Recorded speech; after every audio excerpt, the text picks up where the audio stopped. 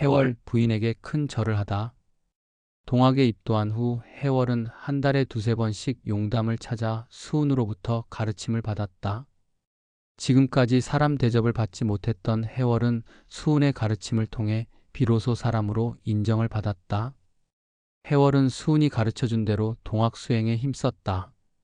수훈이 가르쳐준 동학 수행의 핵심은 밥을 먹을 때 하늘님께 고하는 식고와 집을 나설 때와 들어왔을 때 고하는 출필고 반필고 그리고 주문 21자를 쉬지 않고 외우는 것이었다.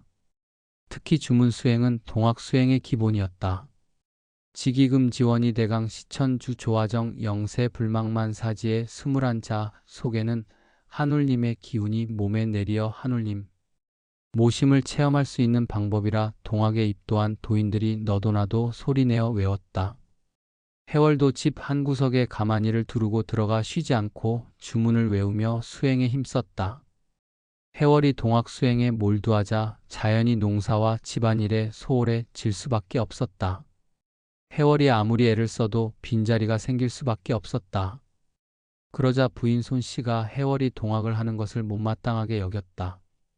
해월은 부인에게 자신이 동학을 하는 이유를 설명하였지만 부인은 해월의 말을 수긍하지 않았다. 그러자 해월은 근심에 빠지게 되었다. 이렇게 마음이 좋지 않은 상황에서 용담을 찾으니 해월의 얼굴빛이 밝을 수가 없었다. 수훈은 수심이 가득한 해월을 보고 자네 얼굴빛이 안 좋아 보이는데 무슨 걱정이 있는가? 하니 해월이 스승님, 제 집사람이 제가 동학을 하는 것을 못마땅해 합니다. 아무리 스승님의 가르침을 말해도 받아들이지 않습니다. 어떻게 해야 집사람 마음을 바꿀 수 있습니까? 라고 물었다. 수훈은 빙그레 웃으며 집에 가서 부인에게 큰 절을 하게나 한 번 절해서 안 되면 두 번, 세 번 절을 해보게라고 말하였다. 그러면서 수훈은 자신이 도를 깨우치는 20년 가까이 집안일을 소홀히 해서 부인에게 원망을 많이 받았지만 하늘님으로부터 도를 받고 난 이후 진실하게 부인께 절을 해 마음을 돌렸던 이야기를 들려주었다. 해월은 수훈의 가르침에 힘을 얻고 검등골로 향했다. 검등골에 도착하니 부인이 우물에서 항아리에 물을 깃고 있었다. 동네 아낙네 서너 명이 같이 있는 우물가에서 해월은 넙죽 부인을 보고 큰 절을 올렸다. 부인은 갑자기 나타난 남편이 자신을 보고 큰 절을 하자 놀라서 얼른 항아리를 이고 집으로 향했다. 동네 부인들도 해월의 절하는 모습에 놀라 신기한 듯 보고 있었다. 해월은 부인을 따라 집으로 들어와 부엌에서 물을 내려놓은 부인을 향해 다시 한번 큰 절을 하니 부인은 아니 이 양반이 미쳤나? 왜 안 하던 일을 하고 그러세요? 하면서 손사래를 쳤다. 그리고 방으로 들어가자 해월은 따라 들어가 부인에게 다시 큰 절을 했다. 그러면서 자신이 동학을 하는 이유를 다시 설명하며 설득하자 부인은 이제부터는 내가 당신이 동학을 하는 것을 말리지 않을 터이니 제발 나에게 절을 하지 마세요. 하면서 마지못해 해월의 동학 수행을 받아들였다. 해월은 이후 지극히 손씨 부인을 위해 큰 절을 하며 정성을 다했다. 손씨 부인은 이러한 해월의 진실한 모습에 마음을 열고 동학을 받아들였고 해월이 동학을 할 수 있도록 후원을 아끼지 않았다. 해월이 동학의 제2세 교조가 된 이후 힘든 상황 속에도 손씨 부인은 정성껏 해월의 뒷바라지를 했다. 당시 남편이 부인에게 절을 하는 것은 개벽이었다. 성리학적 가치 질서가 강화된 조선 후기에는 여성을 철저히 고립시켰다. 그렇다고 해서 여성들이 자신을 위한 삶을 살 수 있도록 내버려 두지도 않았다. 남성들의 출세와 사회적 위신을 위해 희생하라고 강요했다. 여성들은 남성들이 사회생활에 전념하고 안정적으로 대를 이어갈 수 있도록 출산과 육아 그리고 가정 관리를 모두 떠맡았다. 여성에게는 순종만이 강요되었다. 이러한 여성차별의 대표적인 상징이 바로 칠거지약이었다. 시부모에게 순종하지 않으면 내쫓고, 아들이 없으면 내쫓고, 음탕하면 내쫓고, 질투하면 내쫓고, 나쁜 병이 있으면 내쫓고, 말이 많으면 내쫓으며 도둑질을 하면 내쫓는다. 로 인해 여성들은 숨을 죽이며 살지 않을 수 없었다. 남존여비와 남아선호는 이러한 여성차별을 강화시켰다. 조선 후기의 이러한 시대적 분위기 속에서 부인에게 큰 절을 한다는 것은 쉬운 일이 아니었다. 모든 사람이 하눌님을 모신 평등한 존재라는 동학의 시천주는 반상의 차별, 빈부의 차별, 남녀노소의 차별을 근원적으로 혁파하고자 하였고 이것을 수훈이 실행하였고 해월이 그대로 받아들였다. 동학의 포덕이 시작되자 많은 사람들이 용담으로 구름같이 모여들었던 것은 바로 이러한 차별에 고통받았던 민초들이 그만큼 많았음을 반증한다 하겠다. 동학의 확산은 부부가 존댓말을 쓰고 남편이 부인에게 절을 하는 것과 같은 평등의 실천에 기반하고 있었다. 동학 도인들이 늘어나 용담의 사람이 많아지자 동학이 세상에 알려지기 시작하였다. 포덕을 시작한 지 2달이 지난 8월부터 시작된 동학에 대한 비난은 10월이 되면 더 심해져 수훈이 용담에 머물 수 없는 상황에 이르렀다. 유학자들은 동학의 시천주를 받아들일 수 없었다. 세상의 신분과 남녀의 차별이 분명한데 동학의 시천주는 세상의 질서를 파괴하는 이단이라고 하면서 뿌리를 뽑아야 한다고 난리를 쳤다. 유학자들이 압력을 가하자 경주관아가 직접 나서서 수훈에게 활동을 중지하라고 명령하였다. 경주관아에서는 동학을 천주를 사용한다고 해서 서학으로 몰아 탄압을 시작하였다.